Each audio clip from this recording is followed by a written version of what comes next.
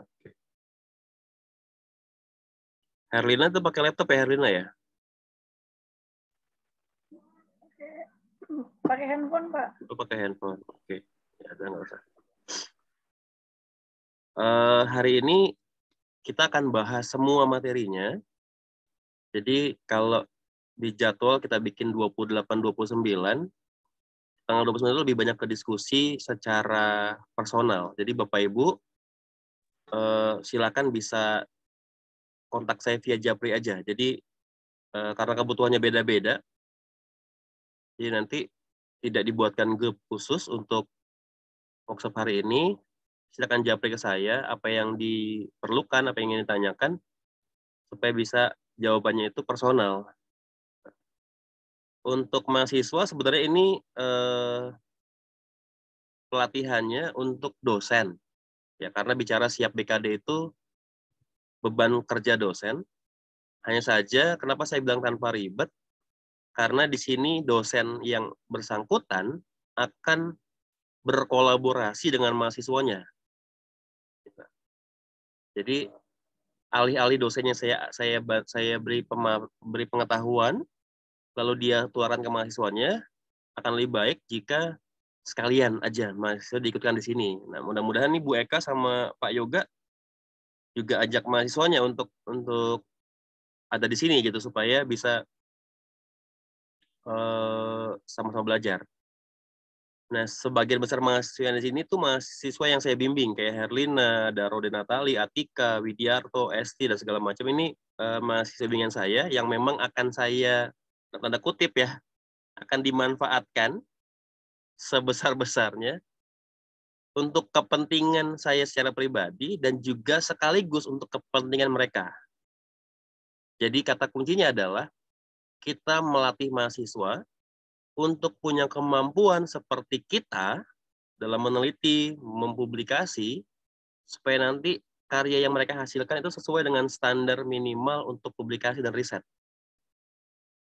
Ya, tapi tetap ada kode etiknya bahwa nama autor dalam setiap karya itu nggak boleh nama dosennya.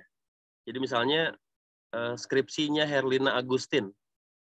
Nanti di artikel nggak boleh Leonard duluan, nama pertamanya Leonard baru Herlina, nggak boleh. Nama pertama tetap harus Herlina sebagai pemilik karya. Lalu nama keduanya baru boleh Leonard atau boleh pembimbing ketiga. Pembimbing kedua, sorry. Atau nama ketiga. Nama autor ini nggak boleh asal taruh. Ya, nggak boleh asal taruh, tergantung kontribusinya. Ada yang kontribusinya banyak, misalnya pembimbing. Ada yang kontribusinya minim, tapi ngasih dana. Nah, ini juga boleh, nggak apa-apa. Misalnya nanti ada karyanya Herlina itu mau dipublish ke jurnal internasional. Bayar 5 juta misalnya. Herlina nggak perlu bayar. Ini nggak cari donatur. Siapa yang mau bayar 5 juta atau mau bayar 3 juta, 2 juta, namanya masuk sebagai penulis keempat dan kelima. Nggak apa-apa. Jadi pemilik karya nggak perlu bayar. Kalau kita kirim ke jurnal-jurnal yang bagus dan biayanya mahal. Nah itu bicara kode etik. Jadi dosen tidak boleh mengambil hak mahasiswa sebagai penulis pertama. Apapun alasannya. Misalnya, saya yang terjemahkan semua karyanya. Nggak ada. Terjemahan itu bukan kontribusi utama, bukan. Tapi pelaksana risetnya siapa? Mahasiswa ya, mahasiswa nama pertamanya. Haknya mereka. Oke. Saya langsung saja ke bagian materinya.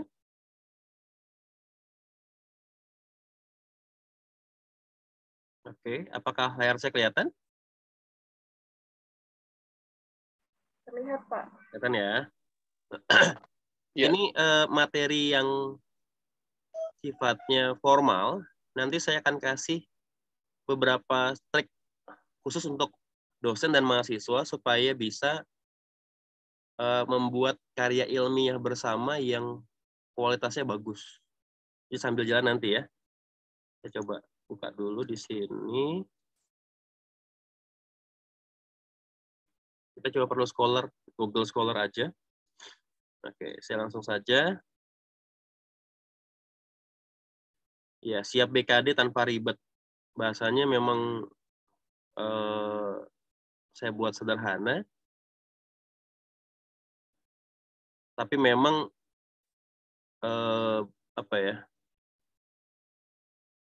selama ini di Unindra, kalau tempat saya ngajar, setiap kali bicara BKD selalu bicara tentang rekayasa. Nah, ini nggak boleh sebenarnya. Ini buat mahasiswa saya kasih tahu, BKD itu adalah beban kinerja dosen yang harus dikerjakan oleh dosen, membuat laporan setiap semester supaya mereka dapat tunjangan profesi. Ya, dari pemerintah, nilainya tergantung kepangkatan dosennya. Jadi kalau dosennya pangkatnya X, gajinya 3 juta, maka pemerintah akan bayarkan 3 juta tiap bulan kepada dosen yang bersangkutan kalau BKD-nya dinyatakan bagus. Nah, banyak dosen yang merekayasa BKD-nya seolah-olah penelitian padahal enggak. Seolah-olah begini padahal enggak. Nah, itu nggak boleh sebenarnya. Jadi, kalau istilah teman saya itu nggak berkah lah uang yang diterimanya. Padahal membuat laporan BKD itu apa adanya cukup sebenarnya. Yang penting kita konsisten mengerjakan tugas sebagai dosen. Ya, ini sedikit perkenalan saya. Wah, jadi banyak gini ya.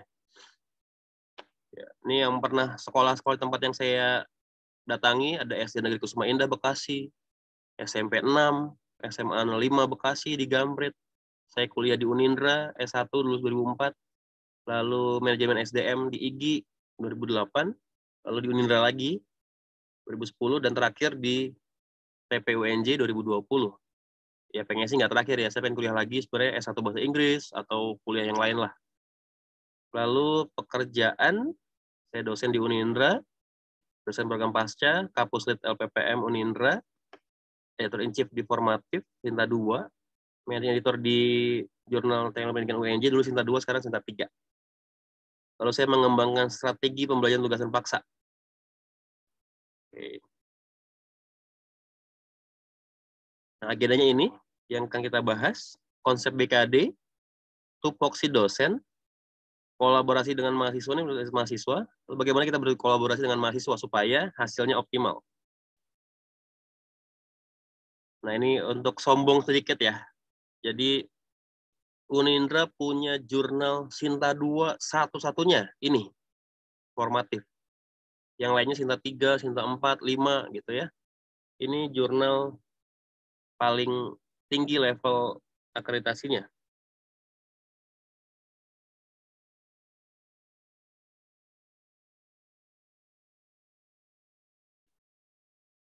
Lalu ini identitas yang harus dimiliki oleh dosen.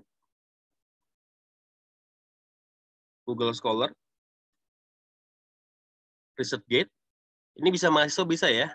Mahasiswa bisa juga punya, asal punya akun ACID-nya Unindra atau sekolahnya, sch.id. Punya akun publish-nya bisa begitu. Kalau ResearchGate, dosen dan mahasiswa bisa juga. Jadi ini mahasiswa yang saya bimbing, tolong bisa bikin akun di sini. Ini kayak media sosialnya riset, peneliti. Ya, media sosialnya peneliti. Dibikin ya, namanya researchgate.net nih, researchgate.net. Ini Scopus. Syaratnya hanya menulis artikel di jurnal yang terindeks Scopus. Itu aja. Nah, ORCID ID ini bisa dibikin juga. Bapak Ibu dosen, mahasiswa bisa juga bikin ini. Bukannya di orchid.org. Bisa di-download ya.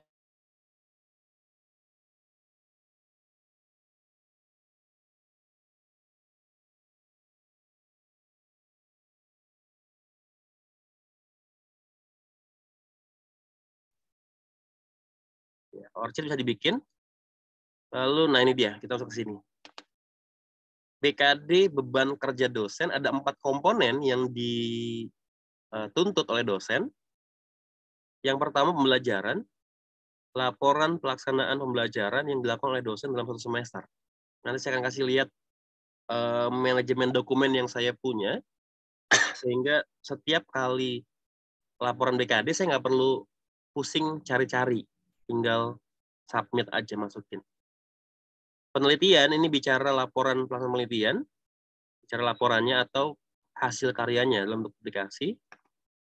Pengabdian masyarakat, bicara apa yang kita lakukan kepada masyarakat, diundang jadi pembicara seminar nasional, diundang jadi pembicara pelatihan, itu abdi mas. Penunjang ini asal ada aja, yang penting ikutan pelatihan aja atau seminar sebagai peserta udah masuk ke penunjang. Sana ya. Oke, nah ini poin-poinnya ya. Mungkin kalau yang kuliah bisa ditambahkan di sini, 12-12 lumayan, langsung besar BKD-nya. Nah, kalau yang untuk di bidang pembelajaran, nah ini dia. Perkuliahan itu 0,5 SKS untuk AA, 0,25 OA untuk SKS berikutnya. Tapi rata-rata kalau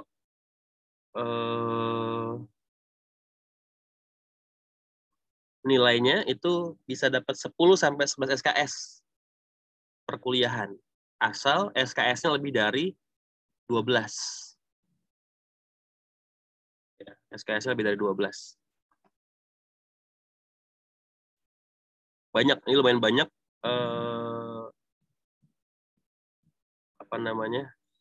kesempatan untuk menambah SKS di sini.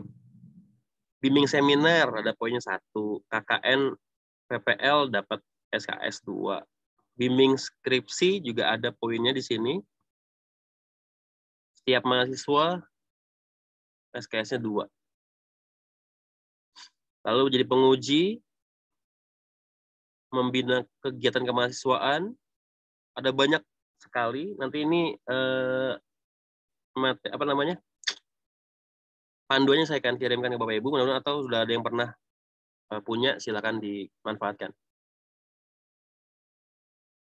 Ini nggak berpikirkan ya, ini yang punya jabatan tadi rektor, purek, dekan, direktur pasca, kaprodi dan segala macam. Sayangnya dulu jabatan saya dihitung sebagai dosen dengan tugas tambahan, tapi sekarang udah nggak lagi.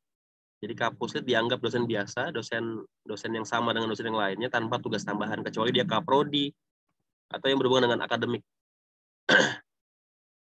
Lalu ini bicara pencangkokan dosen, membimbing.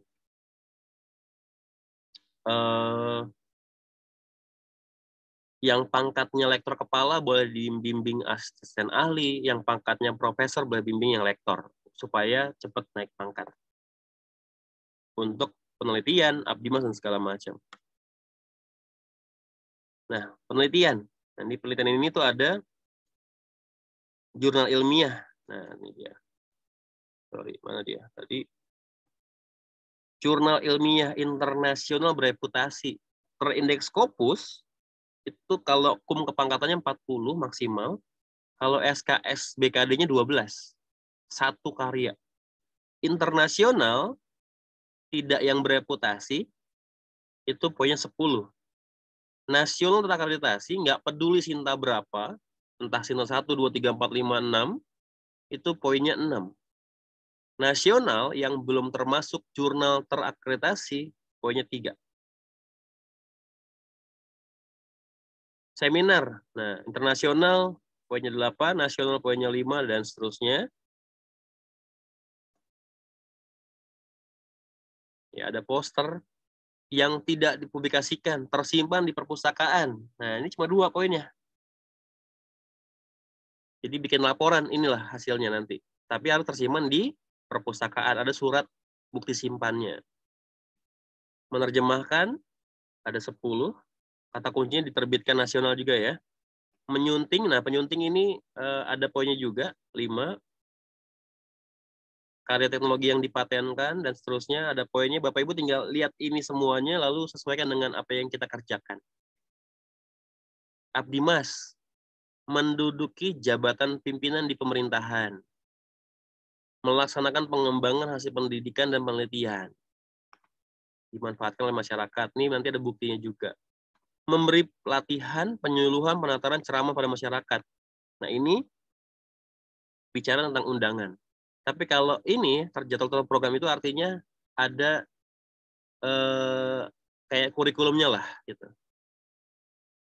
1 semester, kurang 1 semester, minimal 1 bulan. Nah, biasanya kalau kayak saya, di sini, insidental. Ada yang undang, Paleo diundang untuk kasih pelatihan tentang artikel ilmiah di sekolah, di kampus ini. Ya udah, poinnya ini 1.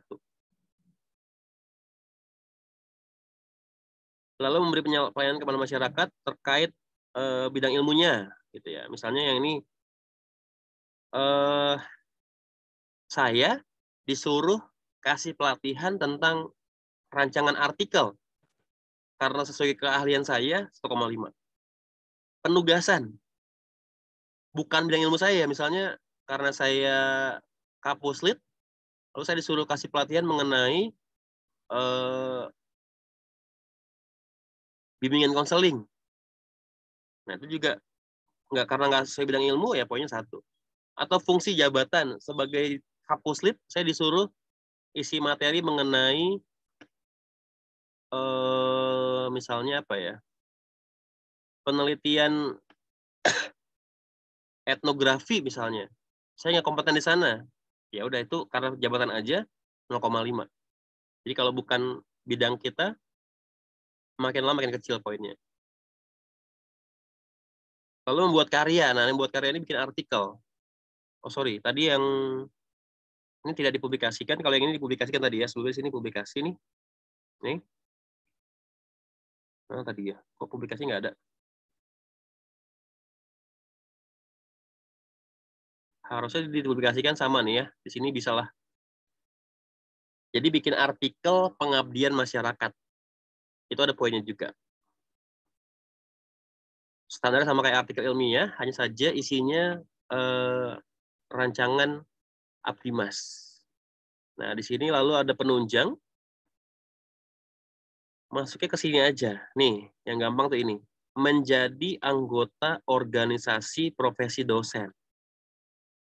PGRI. Nah, ini dia anggota dapat 0,5. Atau misalnya ada sekarang banyak asosiasi dosen. Kayak saya di PDPTN. Pengurus. Nah, pengurus dapat poin 1,5. Atau kalau di internasional ada ICT, Association Educational Technology. Saya ikut di sana sebagai anggota internasional, dapat 0,5. Ikutan aja, gitu. Ikutan aja jadi anggota udah dapat poin ini, lumayan nih. 0,5, 0,5, yang penting jangan kosong di bagian penunjang.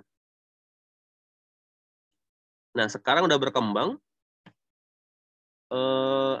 menjadi besar gitu ya. Penunjang itu kayak menjadi pengelola jurnal, itu ada poinnya juga. Besar sekali poinnya. Mana ya? Ini mungkin yang sebelumnya nih saya tetap ada, saya kasih tahu sedikit.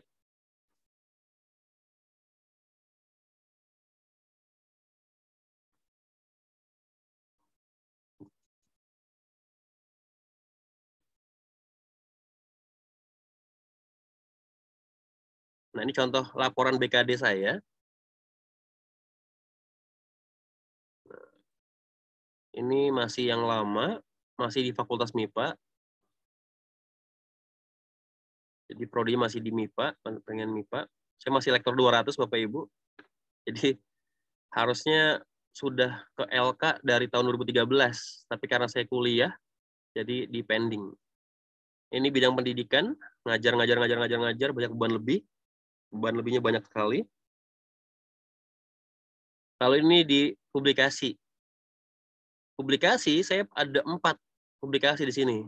Ini penulis kedua dengan mahasiswa. Ini penulis kedua dengan mahasiswa. Ini penulis kedua dengan teman dosen. Ini penulis kedua dengan mahasiswa. Jadi ada banyak sekali publikasi. Yang dipakai hanya beberapa gitu. Beban lebih 6, yang dicapai itu 6, 2,4, 1,2 dan seterusnya. Pengabdian saya pakai bicara. Lalu di penunjang peserta 1 kegiatan, wakil ketua PDRI 0,5 pengurus nasional, di daerah Lalu ada reviewer poinnya ada, reviewer juga ada poinnya. Nah, ini yang sebelumnya. Lalu ada lagi yang terbaru ini kalau nggak salah. Nah, ini udah pindah ke pasca sarjana. Saya dipindahkan home base-nya ke pasca. Jadi nggak lagi di matematika tugasnya. Ini mengajarnya. Jadi ada mengajar di S1, ada ngajar di S2. Artikelnya cuma satu. Jadi kemarin saya lempar banyak. Ya, saya lempar banyak dengan mahasiswa. Yang mana yang terbit di waktu kapan, ya saya masukkan sesuai dengan waktunya aja. Gitu. Ini Abdimasnya. Seminar nasional sebagai pembicara. Nah, jurnal nasional. Ini masuk ke Abdimas, sorry. Ke Abdimas. Sebagai ketua penyunting, itu udah poinnya 5. Jadi hanya dengan model ini aja, udah besar sekali capaian SKS-nya. Nah, sisanya hanya sebagai reviewer atau peserta. Oke. Nah, ini ya Bapak Ibu kalau punya kesempatan jadi editor di sebuah jurnal, ambil. Karena ada di sini. Lumayan, poinnya besar nih. Jadi editor di jurnal terakreditasi. Poinnya besar. Oke, itu untuk poin-poinnya. Nah, ini dia. Tupoksi dosen itu kan ada 3, bicara tridharma, pengajaran, penelitian, dan pengabdian. Nah, perlu diingat, dosen kalau bicara Undang-Undang Nomor 14 tahun 2005 kalau nggak salah, itu pendidik profesional dan ilmuwan. Ada kata kuncinya ini, ilmuwan. Guru berhenti di sini, pendidik profesional. Jadi, pemerintah memang memberikan tugas kepada para dosen untuk menjadi ilmuwan atau peneliti yang mengembangkan hal-hal baru dalam dunia keilmuannya.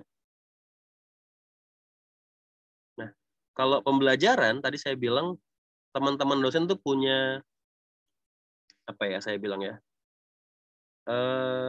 udah ada kepastian lah ngajar berapa SKS, kemudian ada surat tugasnya, ada lembar absensinya, ada lembar nilainya, lalu ada macam-macam kan. Itu udah jadi syarat pengajuan BKD. Gampang gitu ya, udah ada. Yang susah itu kan yang perlu dibikin di penelitian sama di Abdimas. Kalau penunjang, tadi saya bilang, cukup jadi peserta pelatihan atau seminar 1-2 udah cukup. Jadi mulai dipersiapkan lah dari sekarang. Kalau nanti bulan September ada harus submit BKD di Agustus, dari sekarang udah bikin kegiatan.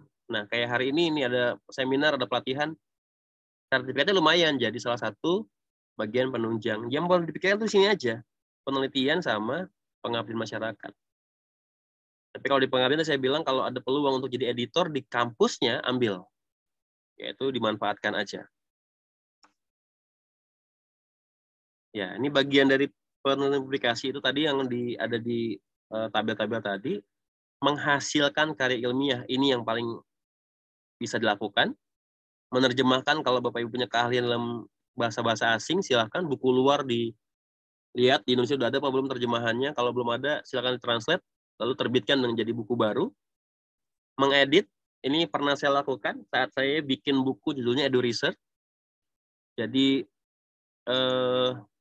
mahasiswa yang saya bimbing di tahun 2013-an, kalau nggak salah, atau 14, itu saya kumpulkan artikel-artikelnya, tidak saya kirim ke jurnal, tapi saya bukukan.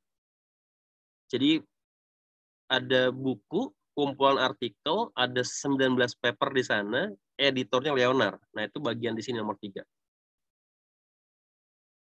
Membuat rencana atau karya yang dipatenkan, atau seni monumental yang ditayangkan. Nah, kita bisa di 1, 2, 3, 4, dan 5 ini ranahnya orang-orang teknologi atau art. Nah, Bapak Ibu yang bidangnya itu silakan disesuaikan saja. Nah, sekarang saya tanya ke mahasiswa. Siapa sih mahasiswa? Nah, mahasiswa itu bisa loh bikin ini semuanya. Bikin buku, laporan penelitian, publikasi ilmiah, karya seni, mereka bisa. Jadi jangan underestimate sama mahasiswa. Saya saya bilang saya adalah orang, ya mungkin satu-satunya kali ya di Unindra kali ya, yang saya tahu ya, yang selalu percaya bahwa mahasiswa Unindra itu punya kemampuan lebih sebenarnya. Jadi yang kurang adalah kemampuan dosen untuk mengoptimalkannya. Jadi bisa disuruh ngerjain sesuatu lalu jelek, udah gitu tuh Unindra tuh mahasiswanya tuh nggak bisa disuruh kerja beginian. Nah gitu.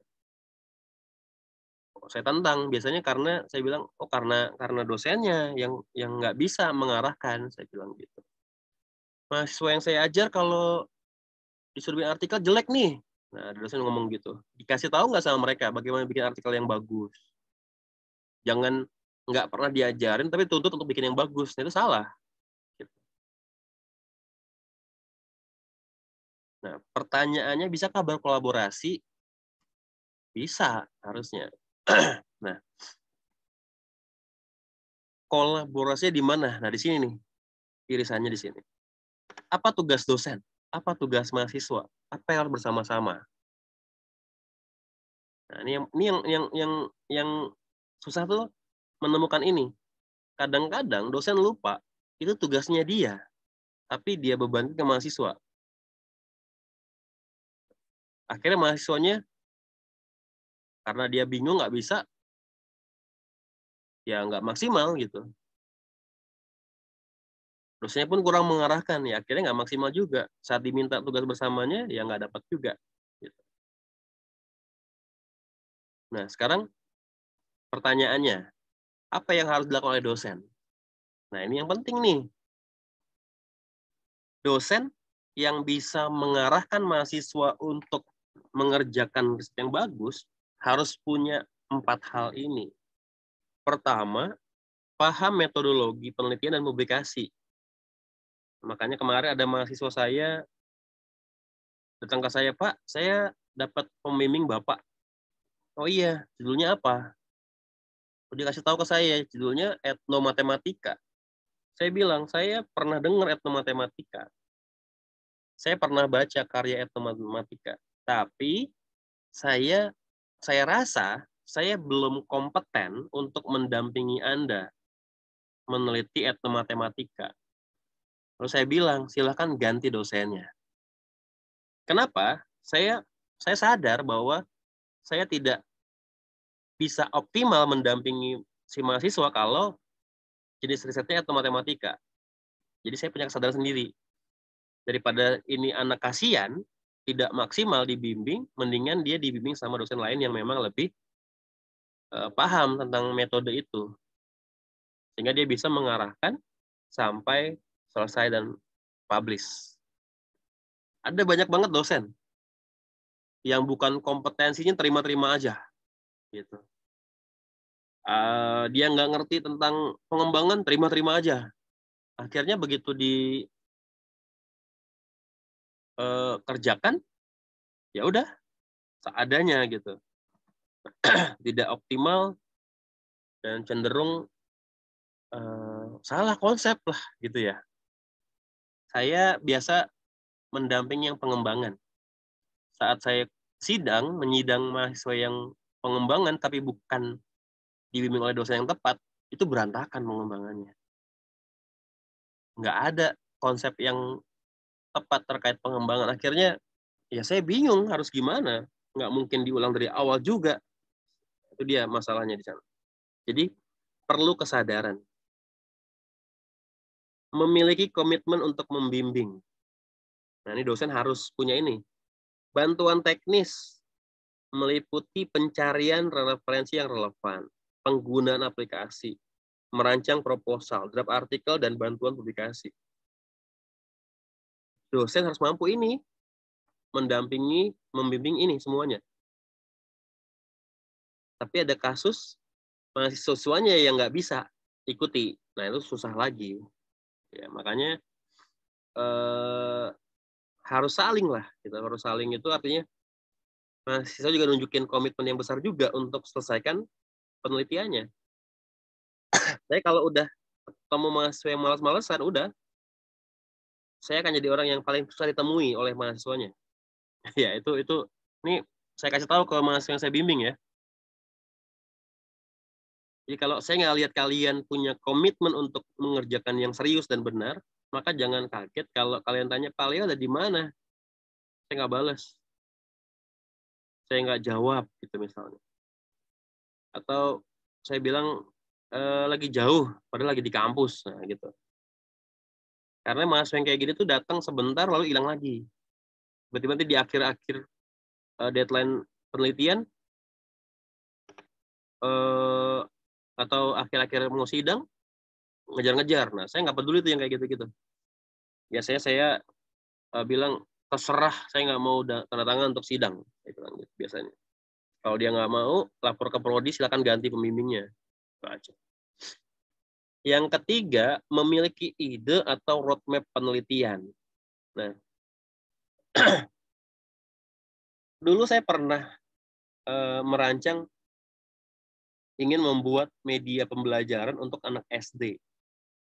Maka saya coba arahkan mahasiswa yang saya bimbing, terutama yang pengembangan-pengembangan ya. Mereka datang biasanya udah nggak kosong lagi, nggak dari nol idenya. Udah ada ide, tapi pengembangan. Tapi saya coba belokkan. Bisa nggak kamu buat media untuk anak SD kelas 1? Kamu kelas 2, kamu kelas 3, kamu kelas 4, kelas 5, kelas 6 gitu. Jadi di akhir penelitian, saya punya banyak penelitian yang nantinya akan jadi penelitian saya, yaitu rancangan media pembelajaran untuk SD. Nah, gitu. Jadi saya bimbing tiap jenjang, tapi saya satukan jadilah penelitian payung SD. Gitu. Namanya boleh nama saya pertama. Lalu 6 mahasiswa saya jadi nama kedua, 3, 4, 5, 6, dan 7. Karena saya satukan semuanya jadi penelitian bersama. Yang terakhir punya jaringan yang luas. Ya, ini buat apa nih? Minimal kalau punya jaringan luas, saya bisa ikutkan mahasiswa saya untuk ikut kelasnya mereka di mana gitu. Misalnya kayak saya punya jaringan di Jogja. Saya tinggal telepon, Pak, lagi kuliah apa di kelas sekarang? Kelas ini. Boleh nggak nitip mahasiswa saya 2-3 orang di sana? Silahkan. Itu juga yang mereka lakukan ke saya. Bro, lagi kuliah apa sekarang? Ini. Boleh nggak nitip ini? Silahkan, datang gitu. Jadi, kita bisa saling memperkenalkan orang-orang lain di bidang ilmu itu ke mahasiswa yang kita ajar. Nanti dampaknya enaknya begini. Saya beberapa kali dapat privilege Bapak Ibu. Untuk publikasi artikel itu malah mereka takut mereview. Padahal menurut saya idenya sederhana aja. Mahasiswa yang saya bimbing itu ada yang survei, ada yang pengembangan standar gitu judul-judulnya. Tapi langsung lolos tanpa review. Udah Pak Leonard, paper Bapak pasti diterima lah udah gitu. Pak tolong direview Pak supaya saya dapat record review. Tapi enggak, tahu naskahnya publish gitu. Mereka udah perbaiki sendiri sesuai dengan template karena mereka sungkan. Nah ini sebenarnya nggak boleh ya di dunia perjurnalan tuh sungkan sama orang. Harusnya lebih objektif pada karya. Tapi ya itu yang terjadi. Sama kayak saya juga. Saat ada Profesor X yang kirim ke jurnal saya, ya saya sungkan untuk nolak. Akhirnya saya coba sesuaikan, saya coba perbaiki supaya karya tersebut publish tanpa perlu merepotkan si profesor tadi. Salah, iya salah. Tapi itu terjadi kalau kita punya jaringan luas, sehingga kita bisa manfaatkan untuk publikasi semua paper mahasiswa yang kita ajar. Mungkin nggak semuanya, tapi minimal setengahnya nyangkut lah. Saya bimbing 20 orang, 10 orang pasti publish artikelnya. Satu semester atau 1 tahun gitu. Kan lumayan, tiap semester 5 aja, kita udah cukup untuk keperluan BKD. Gitu. Nah, ini proses penelitian mahasiswa dari awal penentuan masalah dan judul, metode, pengolahan dan analisis data, rancangan artikel, sampai submit naskahnya. Nah, saya biasa gini Bapak Ibu. Bimbingan saya minta online kadang-kadang. Tapi saya tipe orang yang nggak bisa lihat layar lama-lama nih. baca di layar tuh nggak enak, harus ditulis-tulis di kertas. Nanti akhirnya akan saya minta mahasiswa saya untuk datang ke kampus, ketemu saya personal. Saya akan baca. Nanti kalau udah selesai, 5 bab selesai, mau daftar sidang, saya akan minta mereka datang ke kampus, bawa artikel, bikin artikel, saya review lagi artikelnya, coret-coret lagi, benerin lagi, sampai jadi artikelnya, udah oke, saya suruh submit di depan saya langsung, pakai komputer saya di kampus. Jadi mereka login, registrasi, login, lalu kemudian submit naskah dengan pendampingan saya langsung di situ. Saya kasih tahu isi ini, begini, uploadnya begini, dan segala macam. Sampai selesai, send, udah. Berikutnya tugas saya. Saya langsung WA ke editornya, Pak Bro, saya kirim naskah ya ke sana. Mohon bimbingannya. Saya bilang gitu biasanya. Udah. Jadi kalau ada revisi tugas saya langsung, dosennya. Tidak lagi tugas si mahasiswa. Makanya saya minta ke mahasiswa nanti, nama pertama mereka, nama kedua saya, tapi nama kedua itu jadi corresponding author. Jadi, tugas mahasiswa selesai saat dia submit. Tugas berikutnya untuk revisi dan segala macam, berkomunikasi dengan editor, itu tugas pembimbingnya, tugas saya. Jadi saya akan bertarung dengan editor, reviewer, kalau ada perbaikan. Sampai papernya layak untuk terbit. Oke. Nah, sekarang apa yang dilakukan oleh mahasiswa? Nah, ini penting nih mahasiswa nih. Semangat. Nah, tuh. Ikut semua tahapan bimbingan. Jangan baru diomelin dikit aja udah nyerah gitu kan ya. Atau baru disuruh perbaiki gimana gitu udah langsung banyak banget sih. Nah, gitu. Nggak boleh ya, tetap semangat. Lalu berjuang memenuhi semua arahan yang diberikan oleh dosen. Disuruh baca jurnal ini, tambah referensinya jadi sekian. Kerjakan aja dulu.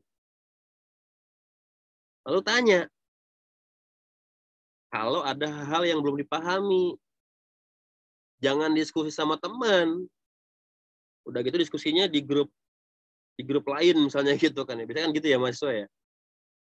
Grup kelas kuliah medlit, ini grup dengan dosennya, ini grup tanpa dosennya. Nah, gitu. Ya diskusi di belakang dosennya. Kalau mau nanya nggak apa-apa, bertanya di grup yang ada dosennya. Jadi artinya bisa semuanya tahu gitu, semua langsung tahu dan dapat jawaban yang tepat. Jadi jangan diskusi di luar itu yang malah bikin pemahamannya malah berantakan. Lalu pastikan untuk ikut jadwal yang ditetapkan oleh dosen. Nah, saya sebenarnya pengen sekali lakukan kayak dosen saya dulu waktu di UNJ, Prof. Basuki Wibawa. Dia punya jadwal bimbingan yang permanen. Jadi dia akan ada di UNJ setiap hari Kamis jam 2 sampai jam 4 sore. Tiap minggu pasti ada. Dia akan duduk di meja yang sama, dan dia akan ketemu dengan orang-orang yang mau datang bebas, tanpa perlu janjian. Dia akan ada di jam yang sama. Gitu. Kecuali ada perubahan, dia akan sampaikan via grup bimbingannya. Tapi kalau nggak ada informasi, dia pasti ada. Gitu. Nah, saya pengen buat kayak gitu sebenarnya. Cuma jumlah ruangan yang saya miliki terbatas. Jadi ya mau nggak mau harus diatur supaya tidak terlalu bertumpuk lah orangnya. Lalu berusaha mengikuti berbagai kegiatan yang dilakukan oleh dosen. Entah itu kuliah, penelitian, bimbingan, seminar, dan lain-lain.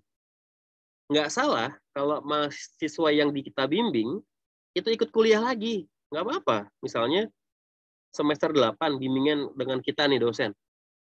Lalu untuk mempertajam pemahamannya, dia ikut kuliah lagi, kelas-kelas di bawahnya, semester 4, semester 6, semester 2 gitu.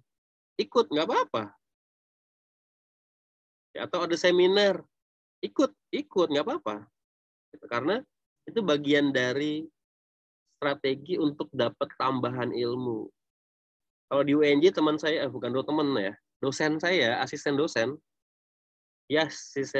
di S3, namanya Pak Rusmono, mantan direktur lab school.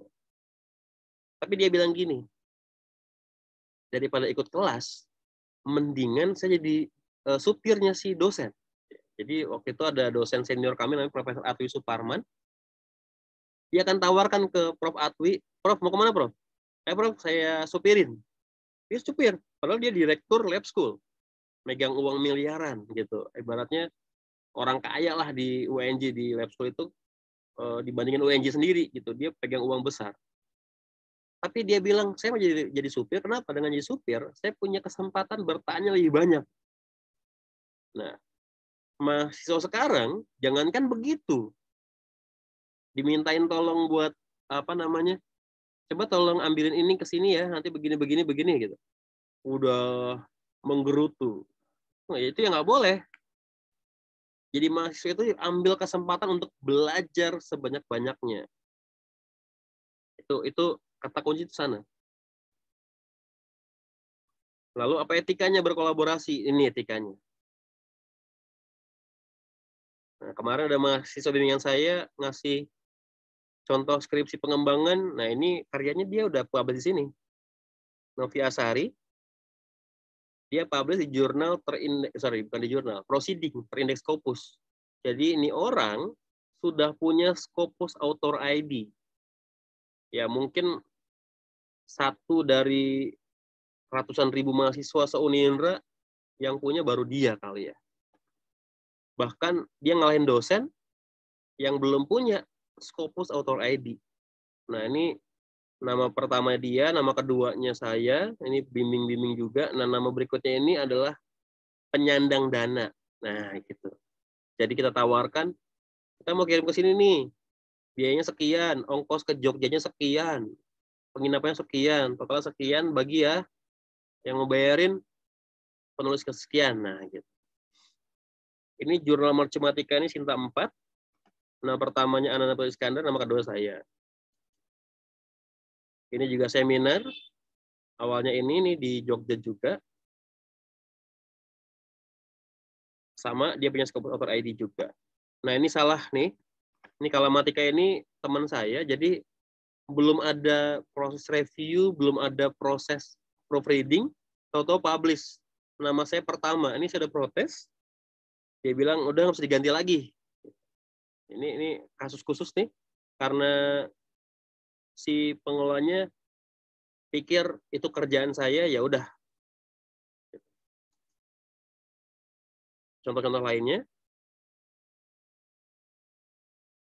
ini contoh hasil disertasi saya di S3 UNJ di jurnal IJCC. Ini dulu Scopus Q2, sekarang discontinue. Nama pertama tetap nama saya, nama keduanya pembimbing. Nama pertamanya saya, nama kedua pembimbing. Itu etikanya. Ini dalam proses review jurnal-jurnal lain dari 2020 masih berlanjut sampai sekarang. Ada yang udah publish, ada yang belum.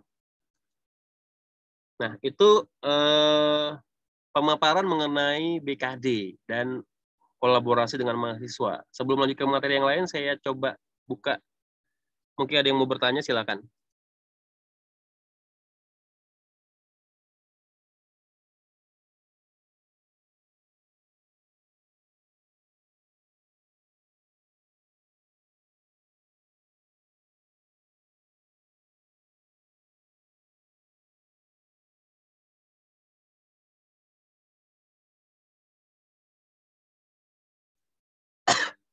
Silakan, ada yang mau bertanya?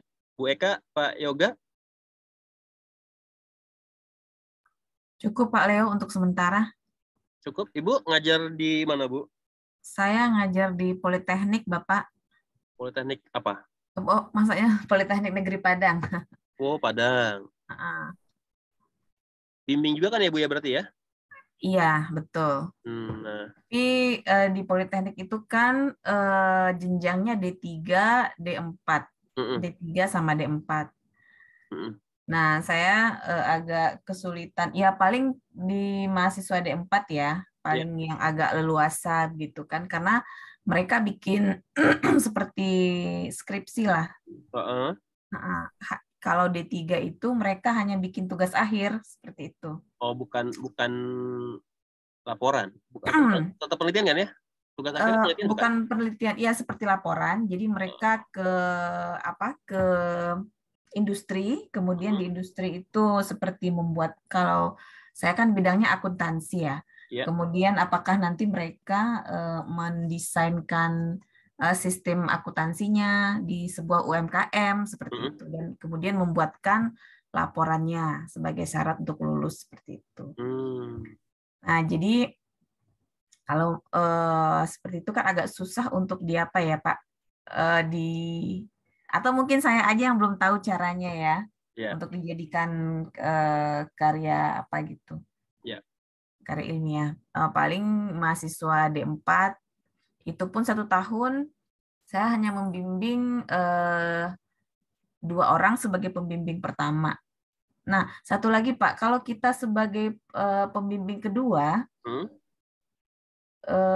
itu agak susah ketika pembimbing pertama mereka itu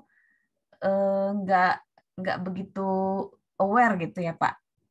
Maksudnya nggak begitu aware ini ketika kita berusaha seperti kata yang Pak Leo ceritakan tadi, kita sebagai pembimbing 2 nih. Nah, maksudnya biar sekalian kerja gitu kan ya, kita gabung dengan anak-anak bimbingan 1 kita gitu kan, kasih pengarahan satu grup. Nah, nanti yang bimbingan 2 ini dia apa hubungannya gitu kan, pembimbing 1 aku aja nggak segitu apa gitu. Ya, mereka kan apa ya, seperti lebih memprioritaskan pembimbing 1-nya begitu. Tapi memang rata-rata yang seperti itu saya tinggal aja Pak. Seperti kata Pak Leo itu tadi kan, kalau mahasiswanya sudah nggak semangat, ya sudah saya tinggal aja gitu. Betul. Akhirnya saya tinggal, ya begitulah. Akhirnya saya juga malas-malesan gitu. Maksudnya kalau sudah last minute mereka mau itu, yang pasti mereka tidak akan dapat itu sidang gelombang pertama gitu. Jadi biasanya sudah mepet-mepet baru saya bisa ditemui gitu Pak. Nah, ya akhirnya begitu, cuma saya berpikirnya kan ya sayang aja gitu. Tapi oke lah, mungkin proses ya Pak ya. Gitu Pak Leo. Ya jadi saya fokus ke bimbingan ya yang saya sebagai pembimbing pertamanya aja Pak. Tapi itu nggak banyak sih, mungkin karena kami masih sedikit ya mahasiswa D4-nya. Jadi 1 tahun itu saya dapat 2 orang aja seperti itu Pak Leo. Oke. Jadi gini Bu, sebenarnya anak-anak D3 itu pun bisa Ibu manfaatkan. Ya, manfaatkannya bisa manfaatkan kayak mereka membuatkan sistem akuntansi. Itu bisa jadi sebuah penelitian, proses pengembangan sistem akuntansi. Nah, cuma nanti metodenya pakai metode pengembangan aja.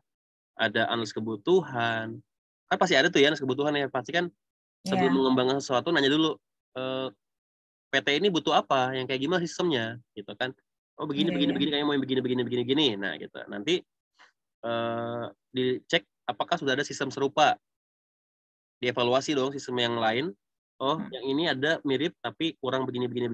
Nah maka perlu dikembangkan sistem yang begini. Nah setelah dikembangkan, lanjutlah prosesnya. Ada analis kebutuhan, desain, develop, implement, lalu evaluate. Nah, itu jadi tahapan model pengembangan, Bu. Jadi sebuah penelitian, bagus malah jadinya. Oh, gitu. Pak Leo sudah punya itu, artikel. Pak Leo sudah punya artikel dengan itu, Pak? Banyak, Bu. Mungkin bisa saya citasi. Oh, tapi bidangnya kan salah. Bidangnya kan beda. Oh iya. Paling nanti bisa tiru dan modifikasi itu karena modelnya, cara kerjanya, gitu. Jadi analis kebutuhan, lalu tahapan ini, tinggal sesuaikan sama apa yang Ibu mau kembangkan.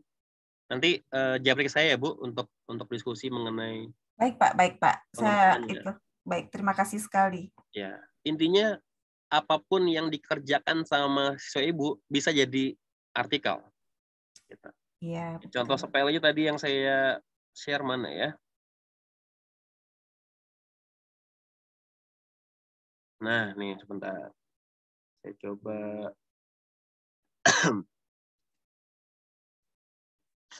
Oke, kebaca ya ini ya? Iya, Pak. Ada model pembelajaran quantum learning dengan strategi pembelajaran tugas dan paksa. Si Mas Erik dengan tugas dan paksa. Ini eksperimen, Bu. Tapi baru bagian awal. Si mahasiswa baru saya suruh memodifikasi model quantum learning dikawinkan dengan tugas dan paksa. Saya paksa mereka untuk mengawinkan si Mas Erik dengan tugas dan paksa. Jadi artikel yang diseminarkan. Lalu model ini, gabungan ini, dieksperimenkan untuk siswa di 2 kelas. Hasilnya dilihat lebih bagus yang mana antara yang ini sama yang ini. Jadi artikel untuk publikasi di jurnal. Ini dia sekarang udah lulus S2 di Unindra, ini nggak tahu kabarnya gimana. Yang ini juga nggak tahu kabarnya gimana, karena nggak ada kabar. Kalau yang ini masih suka diskusi ke saya, tanya mengenai tesis dan lain sebagainya. Udah guru. Nah, kayak gini-gini, Bu. Pengembangan media pembelajaran matematika SD kelas 6 berbasis video scribe. Ini sama kayak tadi Ibu anggap aja gini ya. Media ini anggaplah sebagai sistem akuntansi. Oke. Pasti udah ada dong banyak sistem akuntansi yang lain. Udah banyak. Tapi yang sesuai kebutuhan si PT tadi kan nggak banyak. Iya. Nah, makanya nanti perlu dievaluasi, dia butuh sistemnya kayak gimana, lalu dianalisis kebutuhannya, perlunya yang kayak gimana, sebesar apa, seberat apa untuk penggunaan perangkat dan lain sebagainya, baru nanti dikembangkan dengan tahapan-tahapan pengembangan yang ada di sini nih. Ada model ADI, ada modelnya di Ken Carry, ada modelnya Azure, ada modelnya ARCS, dan lain sebagainya, banyak. Gitu. Yang jelas, apapun itu bisa jadi artikel. Gitu. Oh iya.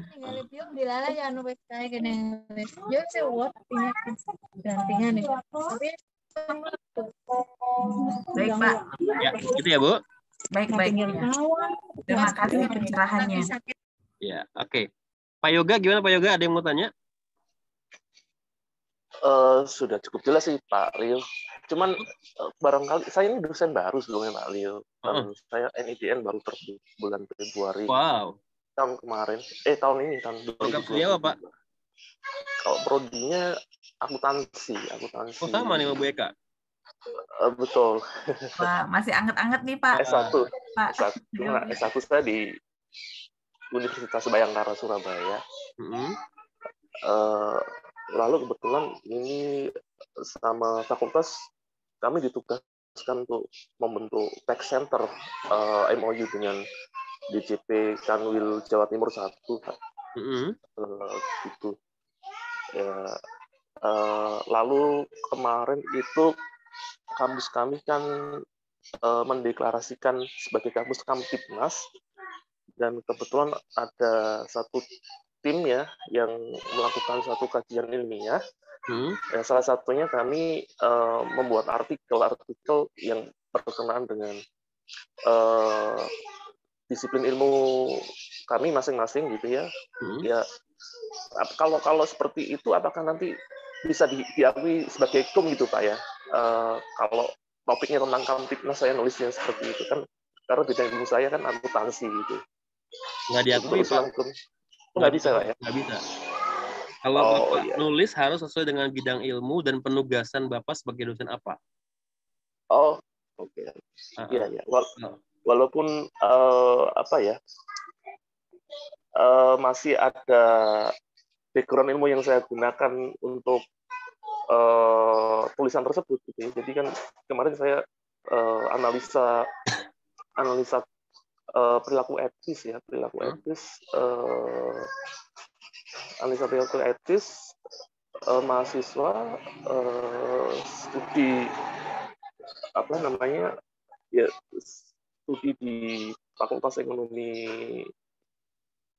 kami gitu Pak. Kurang lebih seperti itu kemarin.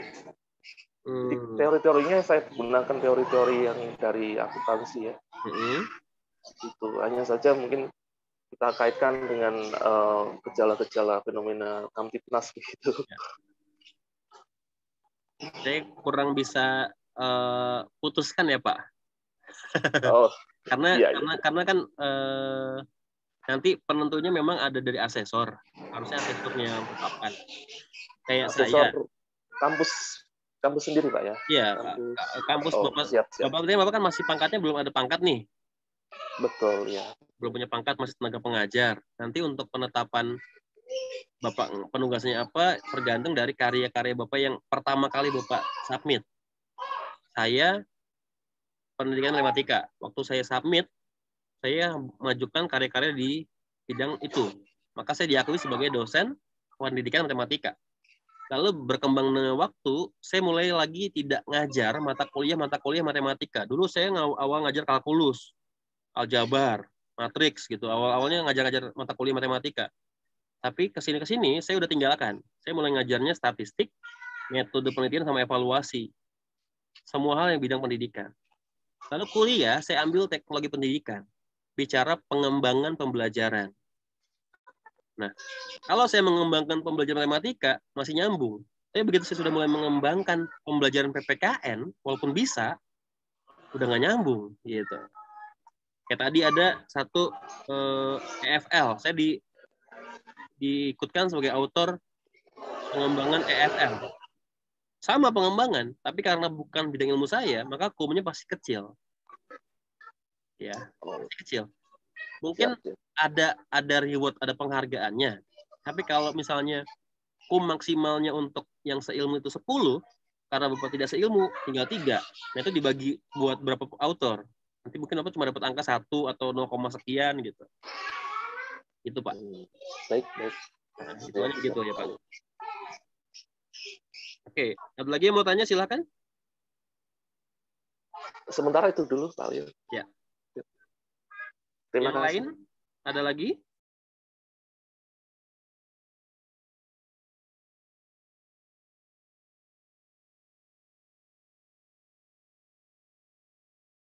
Ada?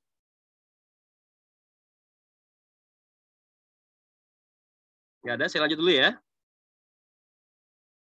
Nah, ini cara saya untuk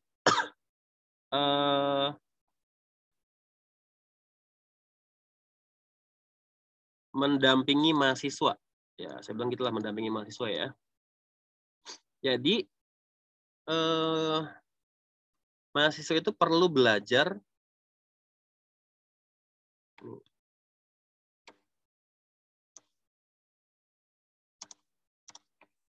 agar memiliki kemampuan yang sama seperti dosennya. Nah, ini saya mau lihat, sorry, saya belum share screen ya. Lupa. Nih, ini sini ada mahasiswa bimbingan saya nih, banyak di sini nih. Pertanyaannya, sanggup nggak kalian belajar supaya punya kemampuan sama seperti dosennya?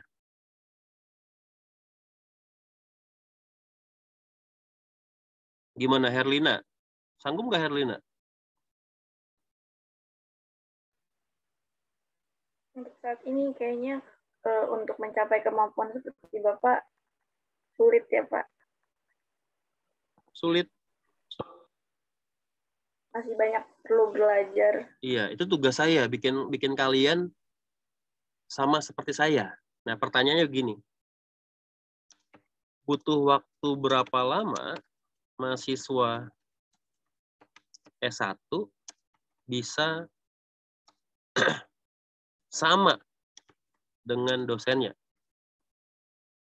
Ya katakanlah gini, kalian umurnya sekarang maksimal 22. Butuh waktu, saya umurnya hampir 40, 39. Mau 40. Ada gap 18 tahun. Itu yang harus kalian kejar. Artinya, kalau kalian sama seperti saya cara belajarnya, kalian butuh waktu 18 tahun untuk sama seperti saya. Kalau kalian ngebut, mungkin bisa dipotong tinggal 10 tahun.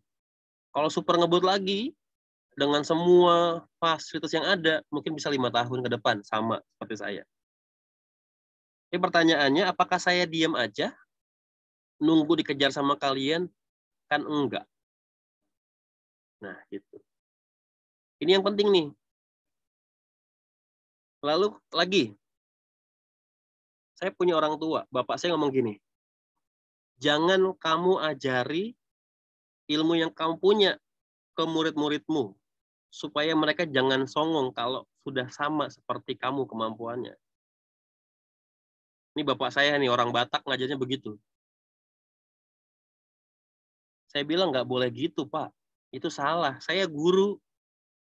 Guru itu tugasnya ngajar. Kalau perlu, sama seperti kemampuan dia yang diajari. Lalu terus gimana kalau udah sama? Ya guru harus tidak boleh berhenti belajar. Jadi dia kasih habis ilmunya ke mahasiswa yang dia ajar, tapi dia tambah lagi dari yang lain, dia belajar lagi. Nah, tapi kadang-kadang mahasiswa nggak bisa ikuti proses ini. Saya bilang nggak bisa ikut proses ini. Saya berulang kali kadang-kadang kalau udah kayak gini, saya tahu gitu peta jalannya untuk sampai ke level ini. Saya tahu peta jalannya. Kamu harus kuasai ini, kuasai ini, kuasai ini, kuasai ini segala macam. Tapi begitu diminta untuk lakukan ini dan ini segala macam, nggak bisa, mahasiswa nggak mau. Nah ini yang jadi PR. Nah, bagian penting, nah ini bicara penelitian ya, dan publikasi ilmiah, bagian pentingnya adalah mahasiswa harus mampu membuat artikel yang bagus. Nah, kenapa harus bagus? Karena artikel mahasiswa itu jadi cerminan dosennya. Saya bisa gini, ini bukannya meremehkan ya Bu Eka atau Pak Yoga. Saya akan minta mahasiswa untuk bikin artikel dari skripsinya.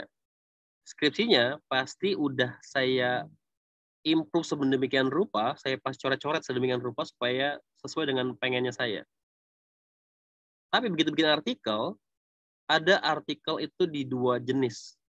Yang jelek kemudian tidak dapat diimprove lagi, atau yang sedang dan bisa diimprove. Nah, yang jelek nih biar jadi indikator ya, mahasiswa ya. Kalau saya bilang sama kalian, hapus nama saya dan publish dimanapun kamu mau. Itu artinya itu paper jelek dan saya nggak mau ikut di dalamnya sebagai author. Jahat ya? Jahat ya? Ya artinya saya lihat, ini orang udah nggak bisa lagi diapa-apain nih. Begitu dicek Turnitinnya, publik full plagiat, banyak sama kopas dari internet. Lalu disuruh begini-begini nggak bisa, diperbaiki begini nggak mau, segala macam. Saya bilang hapus nama saya. Jadi kalau udah saya bilang hapus nama saya dari artikel itu artinya paper itu nggak layak menyandang nama saya di sana. Oke, jadi jangan dibalik-balik nih. Jangan kalian pikir saya itu pengen nama saya ada di semua karya kalian. Enggak. Dosen sama nih Bu Eka sama Pak Yoga, jangan merusak nama baik Bapak Ibu dosen hanya karena ingin masuk di banyak karya mahasiswa. Padahal karya-karya mahasiswa tadi itu ada yang saya bilang kasarnya itu sampah. Jadi saya bilang karya mahasiswa yang enggak layak itu ya sampah lah. Buat apa kita ada di sana? Merusak nama baik. Paham ya? Ini buat mahasiswa ya. Tapi kalau saya bilang jangan lupa cantumkan nama saya di sana.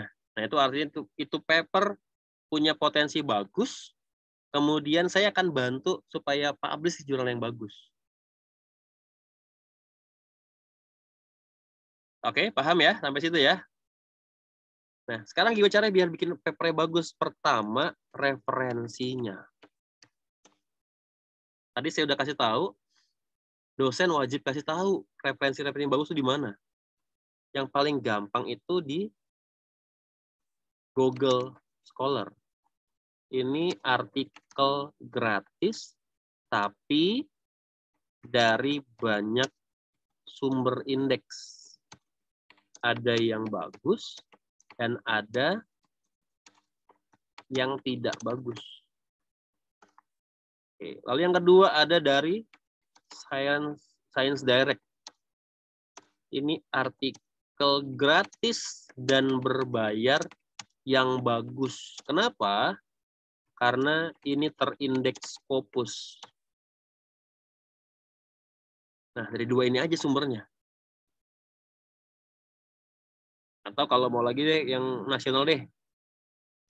Ya, Sinta. Ini kumpulan artikel terakreditasi nasional. Indonesia ya, bukan luar negeri. Indonesia. Nah, coba kita buka. Ini Google Scholar. Oke. Kalau ini Science Direct.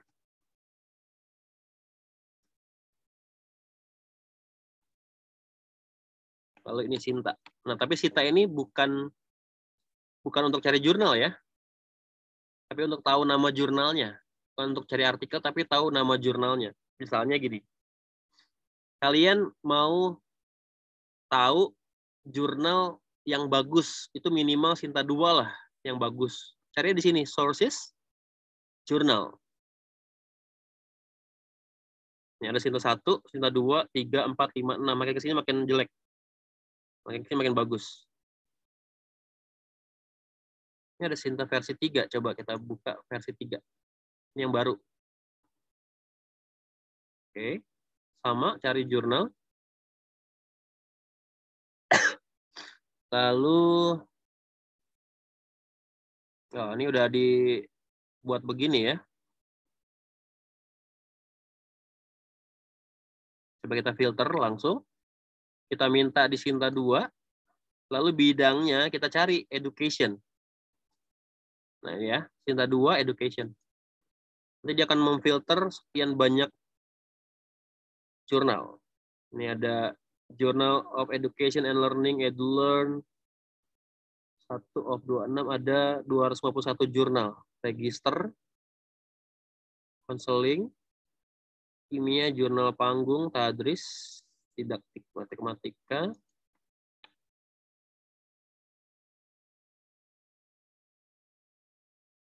Coba terus cari Infinity di sini ternyata.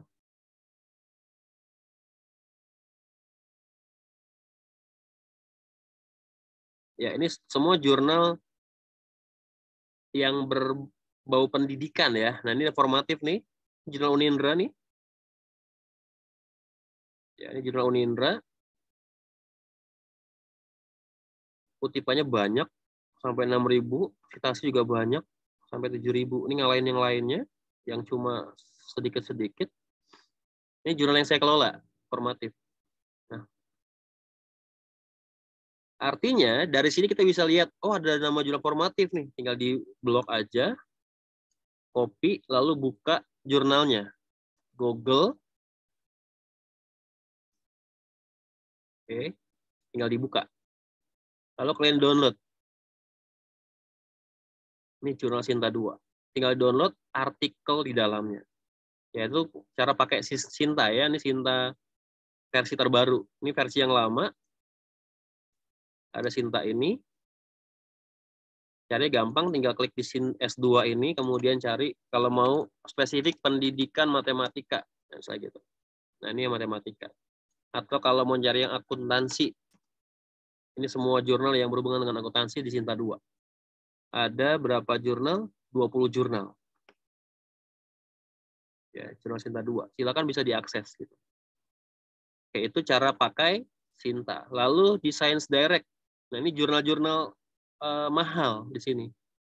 Saya mau pakai keywordnya misalnya Math Education. Maka dia akan cari semua artikel yang pakai kata-kata Math Education. Math Education atau Math Education. Ini ada jurnal ini.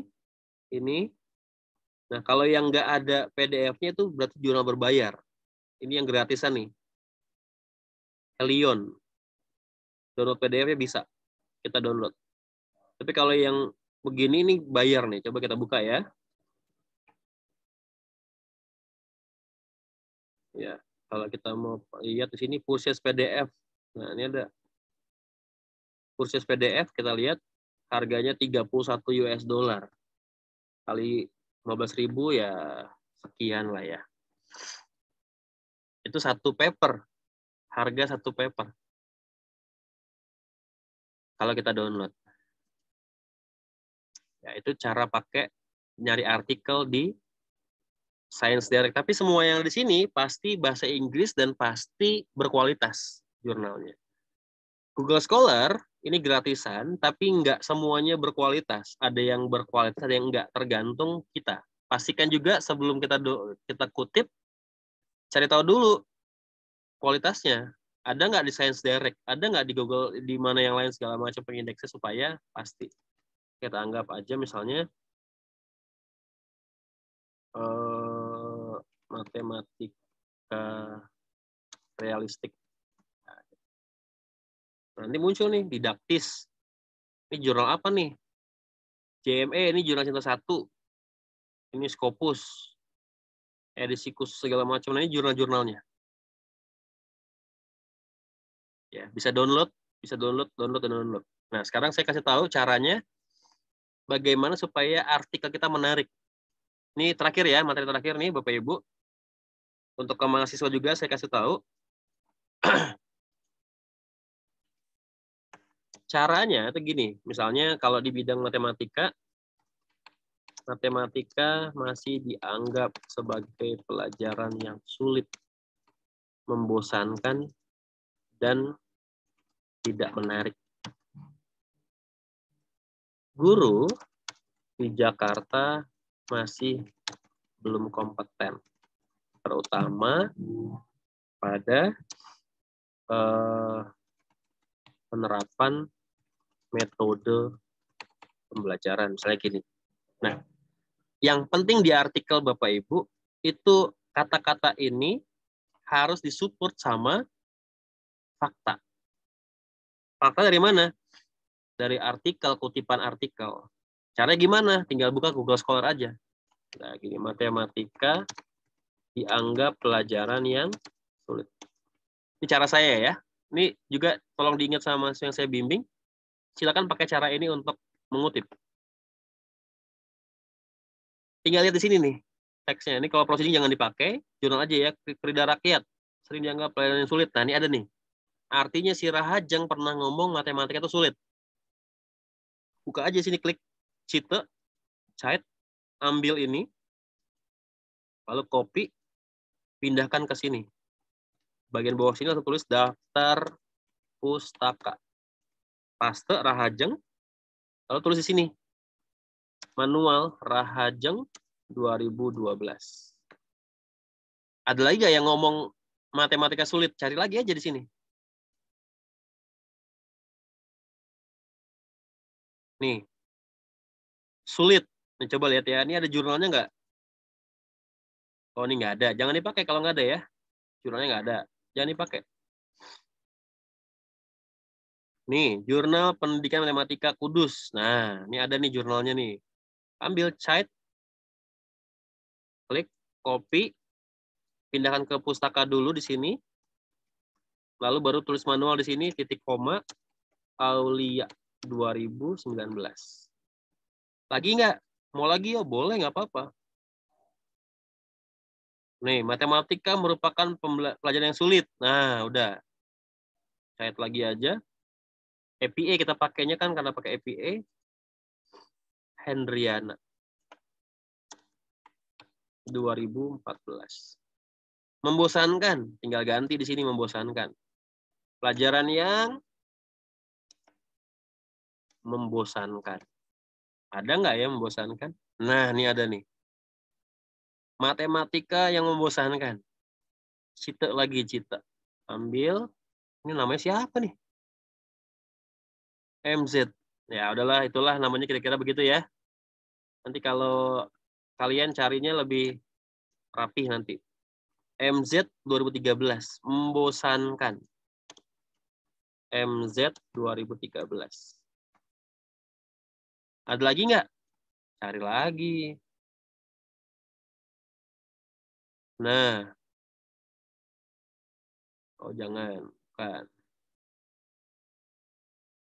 Nah, ini membosankan nih. Udah ada membosankan, ambil aja. Takdir. 2017.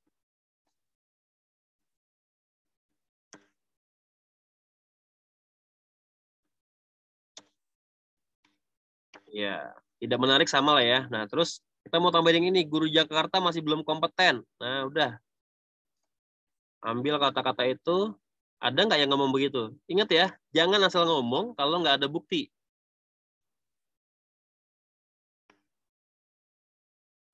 Di Jakarta. Nah, ini ada lagi ngomong nih, Leonard. Masih belum kompeten, ambil aja. Gitu.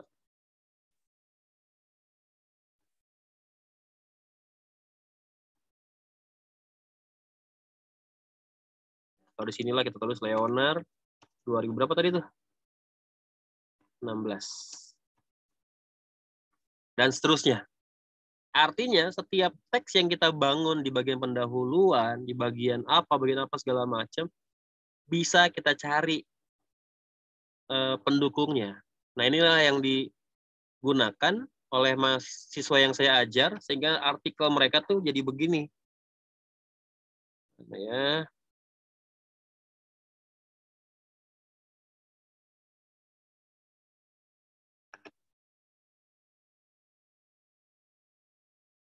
Ini informatif.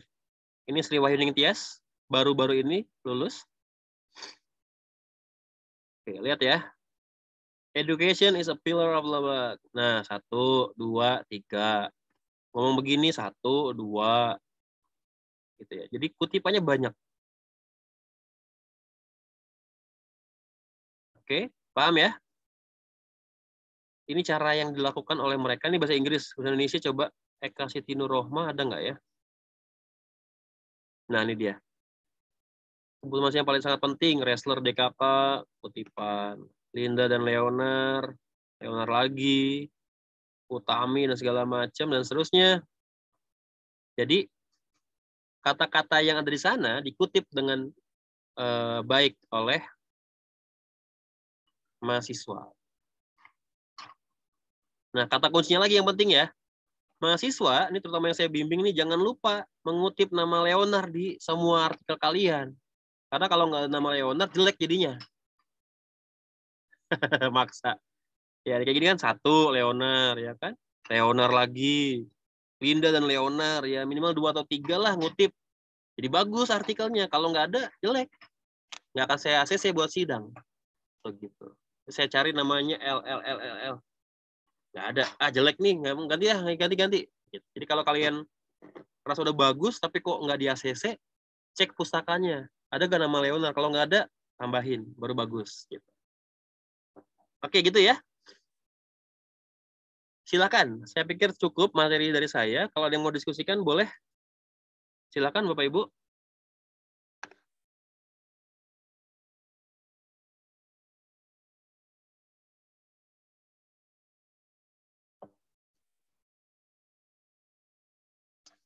Ada yang mau tanyakan lagi? Silakan. Bu Eka, Pak Yoga, yang lain? Bu Mardiati baru gabung.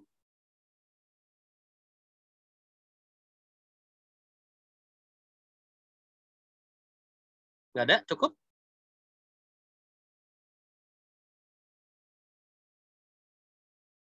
Halo? Ya, cukup Pak Leo. Cukup, Bu? Cukup. Ya, Ibu pangkatnya apa, Bu, sekarang, Bu? Lektor? Rektor kepala, Pak. Wih, calon profesor, Bu. Ngeri. Masih jauh, Pak. Masih jauh. LK berapa, Bu? 400. 50. 450 ya? Apa? 4,5 ya? 400 pas. 400 pas. Iya, saya mau kejar LK 550 tahun ini kalau bisa. Ya, Pak Leo bisa lah, itu banyak publikasinya. Saya yang kurang malah di bidang A, Bu, pengajaran. Gitu. Pengajaran saya karena kemarin lama kuliahnya, jadi hitungan minimalnya nggak terpenuhi. Jadi saya suruh nunggu dulu, ngajar dulu yang banyak gitu. Oh, iya. Kalau di bidang B-nya sama C-nya banyak memang. Ya, mulai kejar lah. Oke, Pak Yoga, Bu Mardiati, yang lain, teman-teman mahasiswa, ada yang mau tanya?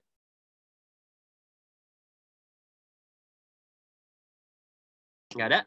Oke. Kalau nggak ada, nanti boleh japri ke saya, silahkan untuk diskusi mengenai penelitian, bagaimana mengoptimalkan mahasiswa lebih jauh, kemudian bagaimana apa ya? Oh iya, yang belum ini satu lagi, sorry, lupa. Dokumen. Ini cara saya Bapak Ibu mendokumentasikan. Ini saya buat satu folder begini, namanya arsip Leonard. Kemudian saya buat folder sendiri pengajaran. Ini saya udah pisahkan. Ganjil 2122. Isinya surat tugas ngajar, lalu daftar presensi, lalu nilainya. Ini ada nilai-nilainya nih. Kalau dibuka, wah, nilainya bagus-bagus ya Bu. A, min gitu ya. Nilai saya bagus-bagus, emang nggak ada yang ngasih jelek saya. Terlalu baik katanya. Tapi pada males semuanya. Nah ini bidang A, bidang B, bidang A untuk tahun lalu, semester lalu, yang ini belum saya isi. Jadi saya buat folder seperti ini dan saya buat dalam akun Dropbox. Jadi di laptop saya di rumah bisa dibuka, di komputer kampus pun bisa dibuka. Saya bisa pakai pindah-pindah dan datanya real time. Lalu di bidang B, penelitian, ini saya juga bagi seperti ini. Ini ganjil cuma ada satu, kemudian surat tugas. Di genap ini saya sudah ada publikasi, tinggal taruh di sini. Abdimas yang lalu itu ada pembicara seminar nasional, lalu pemakalah di diskusi panel internal kampus, lalu SK pengelola formatif. Jadi ini pengelola jurnal juga ada SK poinnya. Nah ini nggak cuma ketuanya Bu, Bapak Ibu. Jadi semuanya, managing editornya juga punya poin, lain-lainnya semua dapat poin di sini. Yang genapnya ini yang baru, tambahan yang baru ya. Ini undangan-undangan, SK saya masukkan lagi. Undangan dari ini LPMP, ya dari LPMP DKI Jakarta. Udah saya siapkan semua, jadi begitu ada undangan, taruh sini, ada undangan, taruh sini, gitu. Penunjang, ini juga ada yang sudah saya siapkan. SK pengurus pusat, masih ada di sini, dan seterusnya. Jadi saya bisa atur, dan begitu diminta untuk isi BKD, tinggal tarik-tarik aja. Tarik, dan semua ini bisa diambil linknya. Ya, ini saya tinggal link, copy Dropbox link, saya copy, saya pindahkan ke sini. Oke, ini kalau saya klik, itu tinggal ambil lagi filenya. Waduh, kok bisa?